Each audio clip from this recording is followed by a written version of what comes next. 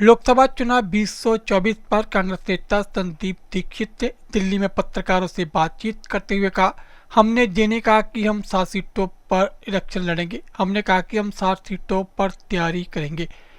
गठबंधन की परवाह किए बिना हर पार्टी तैयारी करती है। जब गठबंधन बनेगा तो तय होगा कि कौन किस सीट पर चुनाव लड़ेगा। अधिक जानकारी के लिए देखते रहे अजीत समाचार वेब टीवी।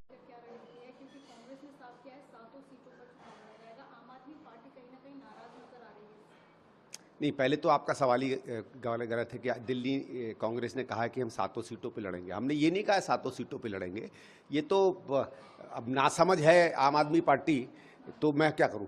वो अगर भाषा नहीं समझती, हिंदी नहीं समझ में आती है तो क्या करूं मैं? हम लोगों ने ये कहा है कि हम 7 सीटों पे तैयारी करेंगे। तो तैयारी तो हर पार्टी करेगी। फिर गठबंधन होता है नहीं होता उस हिसाब से तय करेंगे कौन किस सीट पर लड़ेगा।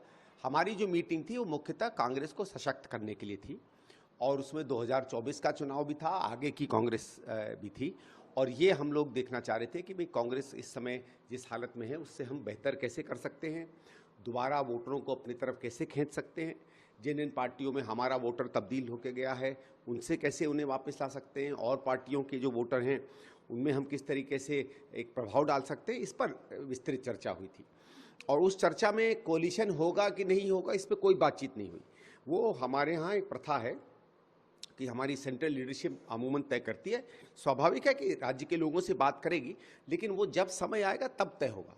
अभी तो एक इंडिया अलायंस बना है, उसमें कुछ दल आए हैं, लेकिन जब बातचीत होगी वो राज्यवार होगी कि भाई मध्य प्रदेश में क्या होगा, गुजरात में क्या होगा, बंगाल में क्या होगा, उसी तरह दिल्ली में क्या होगा। और जिसको भी अगर हमारी सेंट्रल लीडरशिप समझती है कि इनके साथ हमें गठबंधन करना चाहिए, और अगर करना चाहिए तो कितनी सीटों पे करना चाहिए, और कितनी सीटों पे करना चाहिए तो किन सीटों पे करना चाहिए, वो तब तय होगा। अभी तो उस पर कोई ना चर्चा हुई है ना कोई उस पर ज़्यादा बातचीत हुई है, मतलब कोई निर्णय हुआ है।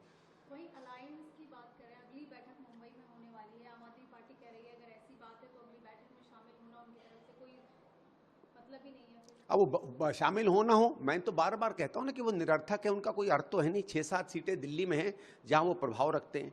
542 सीटों पे वो 1% सीटों पे प्रभाव रखते हैं। अब वो आए या ना आए वो जाने। ऐसे भी हम लोग तो बार बार कह रहे थे कि जब एक बार ये वोट हो जाएगा लोकसभा राज्यसभा में, फिर आम आदमी पार्टी रास्ता ढूंढेगी भागने का। और इनको अमित शाह जी ने, आपको याद होगा, पार्लियामेंट में कहा था कि इसके बाद आम आदमी पार्टी हट जाएगी अलायंस से। तो हो सकता है केजरीवाल उनकी सुन रहे हो, अक्सर उन्हीं से तो डायरेक्शन मिलता है उनको। तो जो हम लोग बार बार कहते हैं कि तो बी पार्टी है भारतीय जनता पार्टी, वो खुद ही सिद्ध कर दिया केजरीवाल ने।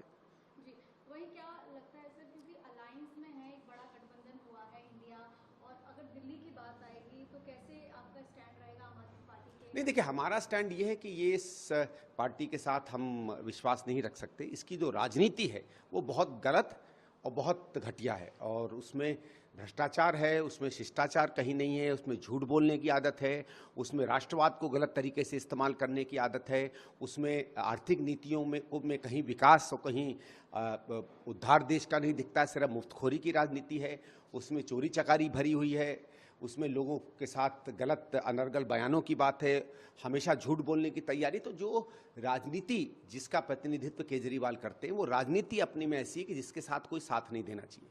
लेकिन ये भी है कि पार्टियां अपना रुख बदलती हैं अपने तौर